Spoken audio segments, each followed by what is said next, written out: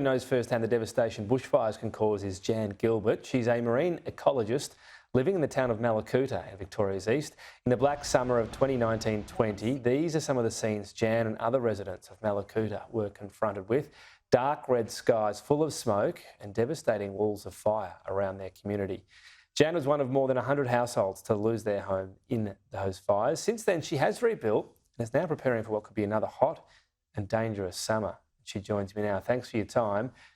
You would be looking more than most at some of the medium and longer term forecasts. We know we had La Nina, and I guess in some senses that would have been a relief for you knowing it was wet, but now that foliage has grown back. What's it looking like for your region this summer?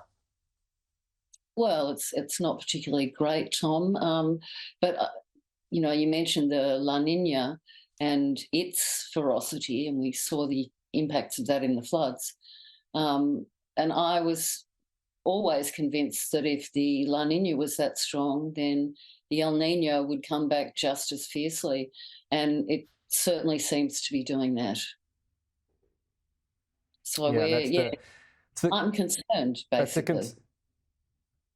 So what are people talking about as this summer approaches in terms of preparation? How is preparation, do you feel, for your town and for your region for the threat that's coming? Well, I guess, you know, in a remote place like Mallacoota, this is the problem that, you know, there's only so much preparation you can do. We've got 2 fire trucks. So places like here rely very heavily on people in, you know, emergency command centres getting aeroplanes in here, getting water bombers in here, and that just doesn't seem to happen.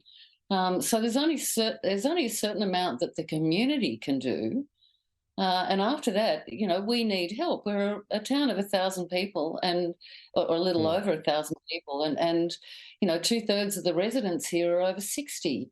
So, and even though, you know, quite a lot of us have actually done firefighting training, these types of fires, the fires that we're looking at now under a climate change scenario, are just, we don't have the resources to deal with those on our own. We just can't possibly do that.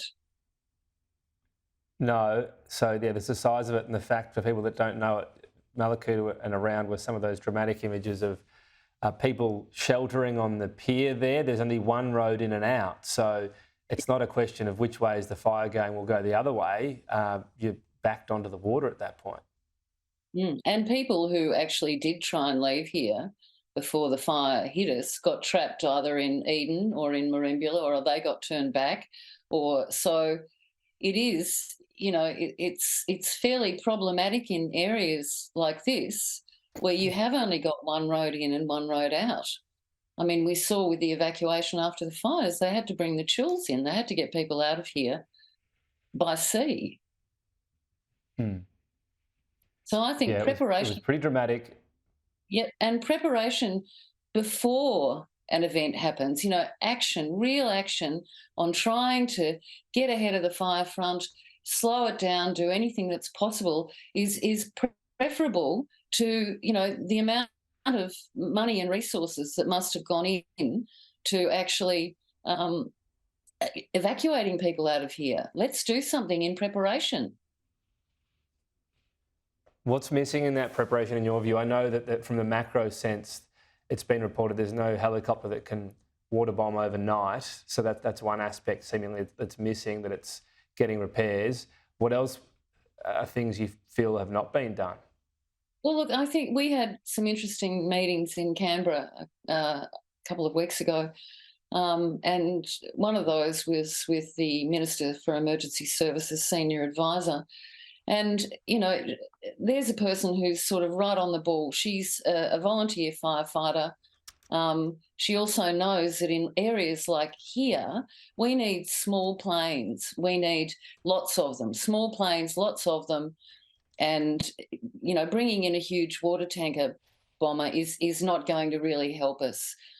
We've got an airport at Mallacoota. In fact, everyone in Mallacoota before the Black Summer fire hit, imagined that we would, you know, there would be aircraft coming in and out of here. And it was just ridiculous that they weren't. And I have asked some people about that, And they said, oh, too much smoke. And it's just, that's not true. The 2 days before the fire hit, when the Wingan River fire got out of control, there was no smoke here in Mallacoota whatsoever. So we could have got aircraft out of here to get ahead of the fire front. And I want to see those sorts of preparations. I want to see that, Okay. places like us have got some aircraft on standby. We've got pilots on standby.